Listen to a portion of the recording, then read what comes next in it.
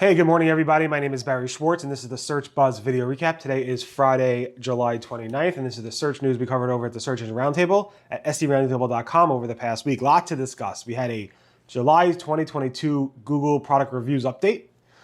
We had a new Google Search Quality Raters guideline that came out last night. Things to know is gone from desktop search. Core Web Vitals, if you use Noindex, it doesn't get scored. BingBot, Google Ads, so much more. So definitely stay tuned. And of course, I'd like to thank our new sponsor just for today. It's the 5th Friday of the month, and we only usually have 4 sponsors. So thank Darren Shaw. Thank you so much from WhiteSpark. Definitely check out WhiteSpark. WhiteSpark at whitespark.ca. It's everything you need to track and increase your local rankings. All right, so let's get into the news. Again, thanks to WhiteSpark. Check them out at whitespark.ca.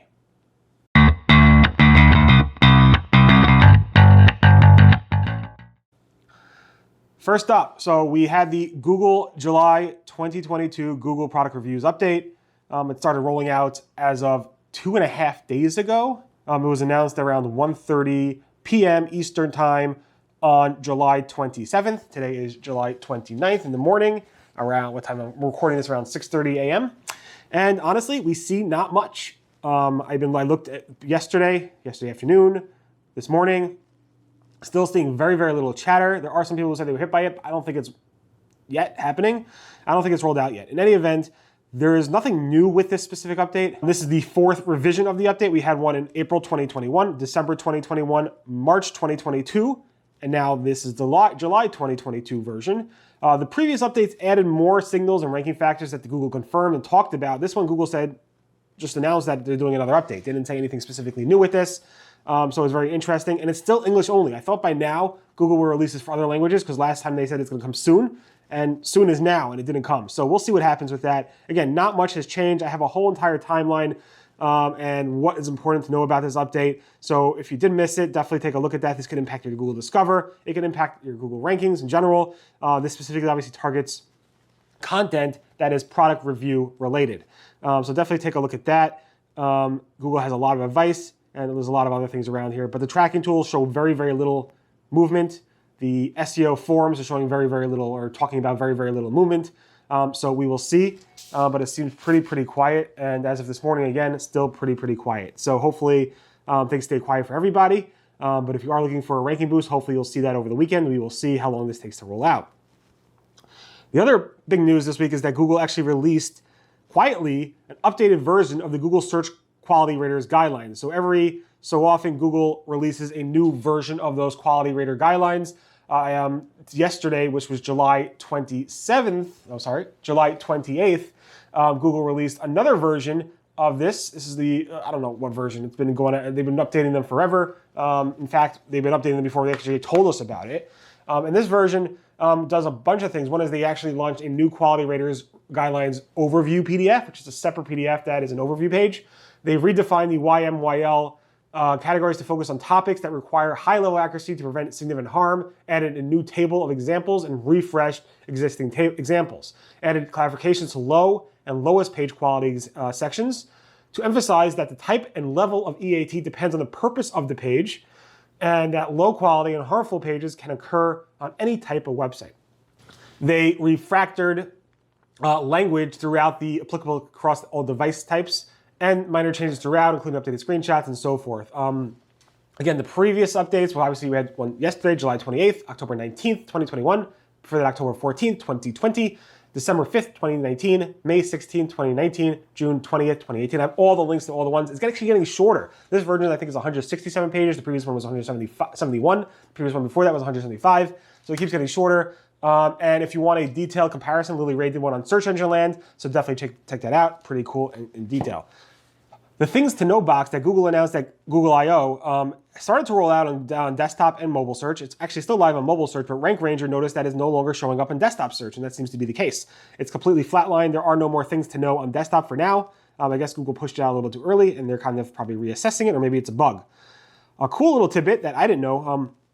About a year ago, we reported that Core Web Vitals will take into account pages that are Noindex. The reason for that is because Core Web Vitals are based off of Chrome data, user experience data that people will just access on your website, no matter if it's in Noindex or not. Google bot is not actually the one doing that. So now Google updated the documentation, I don't know when, but in the past several weeks, saying that if the page is no indexed, Google will no longer actually go ahead and use those scores for the Core Web Vitals metrics. So if you are nervous about it and you're nervous about certain pages that are not actually ranking well because of Core Web Vitals, which is probably not the case. Again, Core Web Vitals really has no significant impact on rankings in my opinion.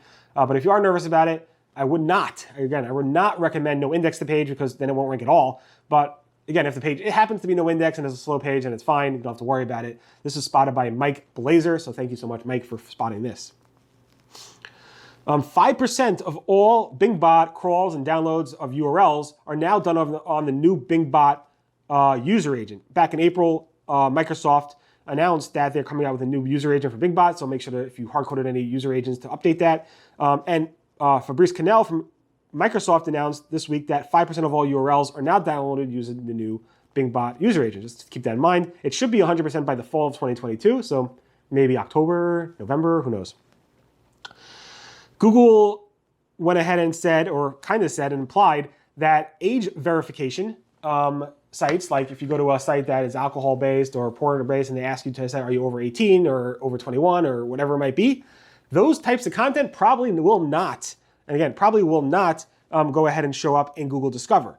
They didn't say for sure yet. Danny Sullivan said he'll look into it and get back to us. This was like four days ago or so, and he basically didn't update us, but I've never seen a age verification website come up in Google Discover, and this was a great conversation through a bunch of SEOs, including and so forth. So definitely thanks for bringing this up. Google Merchant Center has updated its policy to now allow login required and restricted purchase types of listings in the free listings. It will allow it. Google said it will mark them as active as opposed to just disapproving them automatically. But it will limit. It may limit the visibility of those types of product listings. A login required basically says the only way to see the product is to be logged into the site to see it, and a restricted purchase means it only allows certain people to, like, on certain devices, locations, or certain information that you may provide, actually access that product. Google said it may still list those now. It will still list those and make them active, but it may go ahead and downgrade those rankings of those listings. Google is now showing 3 local service ads in the mobile results for local service ads. Generally, it only showed 2. This was spotted by Len.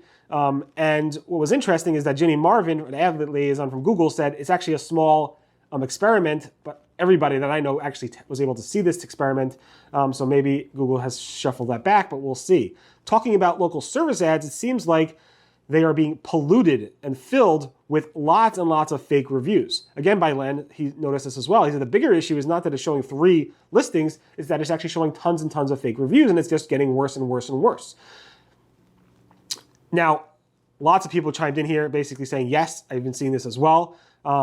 Curtis Boyd said, yes, you can even buy them online. They're more costly than buying reviews for normal listings, but for local service ads, you could buy them. Tom Waddington also said this, and Ginny Marvin from Ads Liaison Google basically said, all right, we will look into this. Thanks for reporting this, and we take these seriously, and we will do whatever we can to prevent this from happening, yada, yada, yada. Google is testing a new top list view for top stories, so list view for top stories that are pretty much overtaking the actual web search results. I don't see this myself, but Sean Goodman, who tracks news very close, but basically said, now if you search for certain types of keywords like monkeypox or anything that's trending like Biden or whatever, sometimes you'll be in a test where you actually can just see top stories and list views showing up as default and really overtaking the search results. Pretty interesting. I guess it makes sense in some cases, but if you do want to learn more about monkeypox and not just the news, like the sensational headlines, and you want to learn more about how scared you should be, you probably just don't want the news. You probably want other things as well. Google Search is displaying a bunch of cool things in the snippet around Google Merchant Center data. This is spotted by Brian, basically showing how Google was showing X days to return, 15 days to return. Then Brody Clark noticed that they're also showing things like how long it takes to deliver and maybe return policies and a bunch of other things. So it's actually spreading a lot where Google's showing all this snippets of data from the merchant data feed, which reminds me of the Google Product Experience feature, which we talked about a while ago. All that information seems to be showing up in the snippets, and I'm able to replicate that as well, which is pretty cool. Google Maps is testing infinite scroll for the map listings. I cannot replicate this myself, but this was spotted by Punnett on Twitter, and it basically keeps scrolling and scrolling through the Google Map listings, and you get a lot of cool information there. Google Product Carousel is testing. This is very interesting. Which is actually showing that these products appear on these lists across the web. This was also spotted by Brian, who noticed this first, and then also Pundit actually noticed this as well, and then he's from March, so he noticed this before Brian. But in any event, it actually shows that these product listings in your product carousel appear on these types of review lists, which is pretty cool. Google's bringing in third-party other things to say these sites are giving reviews about that. Now, in the Google hotel listings, Google's doing something similar where it's showing a new section that says these hotels are featured in these articles or featured in these stories. This is spotted by Carousel. So again, it's very interesting how Google's bridging the two and showing all these cool information there. Google is testing a explore more search refinement for product queries. We saw this before with other types of queries, but now it's showing up again for other types of queries as well. So definitely take a look at that. Microsoft is testing a whole slew, or actually launching a whole slew of search features. I'm not going to go through all of them, but there's a ton of them. Definitely take a look at that post on July 28th. Tons of information from Carousel, from Pundit, from tons of people, Shamim, and so forth. So definitely take a look at that. Also, Frank Sam installed this as well. It's pretty interesting to see what Microsoft Bing is doing in search and testing in the user interface. So definitely take a look at that post. Google Ads is switching some conversion actions to the data-driven attribution model. This is happening automatically if you do nothing. Google's sending out email notifications saying you have 30 days to opt out of it unless we will go ahead and then automatically migrate you to the data-driven model. Google released the data-driven attribution back in September 2021. And Google is now sending emails to advertisers saying, hey, this is going to be switched over. PPC Greg was the first to notice this, but Dave Melamed actually is not happy about this, and you can see his information there if you want on the blog post. Google Maps may remove selfies, blurry images, poor quality images, and so forth from user-submitted images in the Google Maps. In the Google Maps user-contributed section, there's a new policy update that Joy Hawkins noticed, so they may remove selfies and so forth. So let's keep that in mind. And finally, Google Ads and Microsoft Google and Microsoft have released their revenues, so Alphabet and Microsoft. And if you zone into the ads revenue, so Google Ads revenue is up 13.5%. Bing Ads revenue is up 15%, so still up, but up less. Previous quarters, Microsoft and Bing were up both 22%, and the quarters before that, they were both up 32%. So now it's basically they're growing like half the rate they were at the 2 quarters ago, which is pretty interesting. And growth is definitely slowing. The recession is here, so hopefully things will go fast, and hopefully none of you guys are impacted by this. There were a bunch of people who lost their job due to downsizing, I think Shopify and other companies. So definitely, if you have and you are looking for jobs, Search Engine Land has a job post listing every Friday that's posted, that's updated. Definitely take a look at that. And if you're hiring, definitely let me know, and I'll go ahead and retweet anything that you're hiring. Just tag me at @RustyBrick, and I will go ahead and retweet that so people who are looking for jobs will find your tweet and hopefully apply to work at you. Anyway, everyone have a great, safe, healthy weekend. Thanks again to WhiteSpark. Thank you, WhiteSpark, for sponsoring. Deeply, deeply appreciate it. Check them out. They are a great local tracking tool that focuses just on local rankings, which is very, very sophisticated, and they have some really great tools for helping you increase your rankings and track your rankings. In any event, thanks so much for listening to the Search Buzz video recap. My name again is Barry Schwartz, and today is Friday, July 29th. Everyone have a great, safe weekend. Speak to you guys next. Goodbye.